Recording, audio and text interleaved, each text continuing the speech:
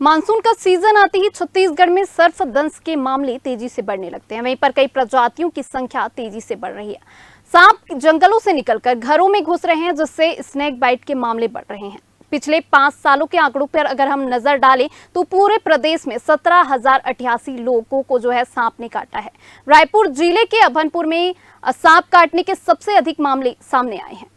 प्रदेश 44% वनों से घिरा हुआ है। पीट वाइपर, रसल वाइपर जैसी जहरीले सांपों की आबादी प्रदेश में बढ़ रही है। यह चिंताजनक बात कही जाती है। खेत में काम करते समय या फिर घर में जमीन में सोने के दौरान स्नेक बाइट के मामले आते हैं। वही लोग झाड़ फूक के चक्कर में पड़ते हैं, इसलिए सांप काटने के बाद मौत के आंकड़े बढ़ जाते हैं। ये है कॉमन करैत सांप, जिसके बारे में बहुत ज्यादा लोगों को घबराहट होती है, डर होती है।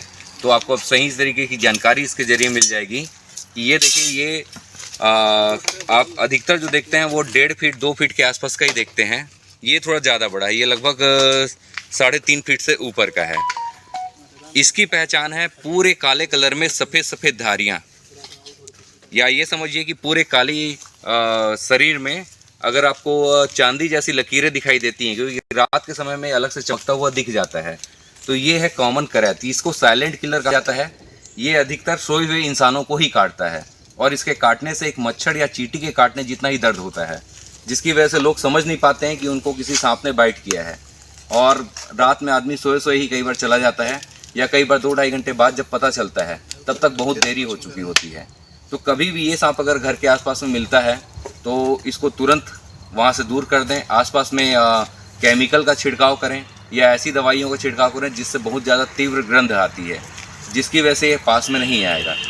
अपने अपने घरों में मच्छरदानी का प्रयोग जरूर करें, क्योंकि ये सांप कई बार छानी में चूहों का पीछा करते करते बेड में गिर जाता है, और बिस्तर में गिरने के बाद में ये अगर गले में या कमर के अंदर या पेट में कहीं पे अगर ये बाइट करता है तो बचा पाना बहुत मुश्किल काम हो जाता है।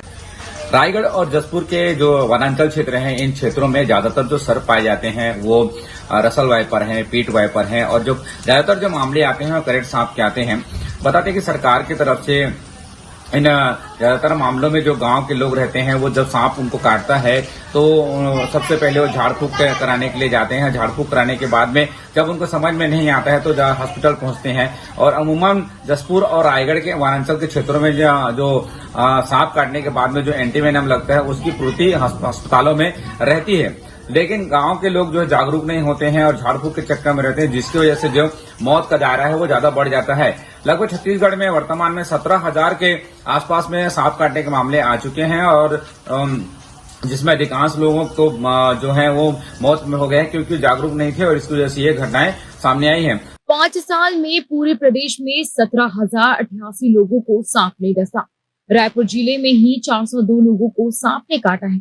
रायपुर के अभनपुर में सांप काटने के सबसे अधिक मामले आए हैं। 174 लोगों का सांप ने डसा। प्रदेश के जसपुर को नाक लोग भी कहा जाता है। यहाँ कैरत सांप काटने के अधिक मामले आते हैं। रायगढ़ जिले के जंगलों में अब रसल वाइपर, पीट वाइपर की संख्या बढ़ रही है। यह सांप बेहद ही जहरीला होता है। जहरीले सांप तेजी से शहर और गांव की बस्तियों में घुस जाते हैं।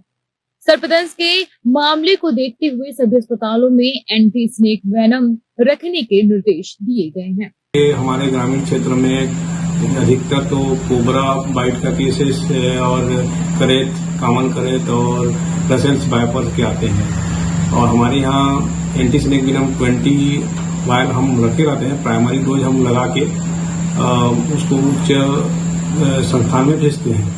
ज्यादातर मामलों में लोग लेट करते हैं कि तुरंत आ जाते हैं? ज्यादातर मामलों में लेट करके आते हैं। ग्रामीण क्षेत्र है, इसलिए झाड़ फूक में ज्यादा उनको फेंक रहता है, तो उन लोग पहले करके आते हैं अपना जो भी करके।